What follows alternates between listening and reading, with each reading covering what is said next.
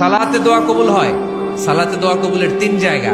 একটা হচ্ছে তাকবীরে তাহরিমার পরে আমরা সানা পড়ি না, আমরা তো একটা পড়ি, আল্লাহর হাবিব সুন্নাহ এবং নফল নামাজে আরো পড়তেন সানা, ওই দোয়া কবুল হয়। দুই নম্বর জায়গা সালাতে সেজদায় পড়ে দোয়া করলে কবুল হয়।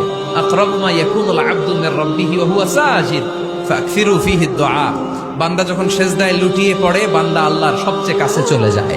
কিন্তু বিশ্বনবী বলে, সেজদাটা তোমার রবের কুদরতি পায়ের উপরে করেছে। সেজদায় পড়ে দোয়া করেন। সালাম ফিরানোর আগে বিশ্বনবী দোয়া করতেন, লা ইউসাল্লিমান্না আহাদুকুম হাত্তা ইয়াতাআওয়াযা মিন আরবা'a। আল্লাহর হাবিব বললেন, চার জিনিস থেকে পানাহ না আছে আমার কোন উম্মত যেন সালাম না ফিরায়। তারা যেন পড়ে, আল্লাহুম্মা ইন্নী আউযু বিকা মিন আযাবিল কবর, আউযু বিকা মিন আযাবি জাহান্নাম, আউযু বিকা মিন ফিতনাতিল মাহইয়া ওয়াল মামাত, আউযু বিকা মিন ফিতনাতিল মাসিহিদ দাজ্জাল।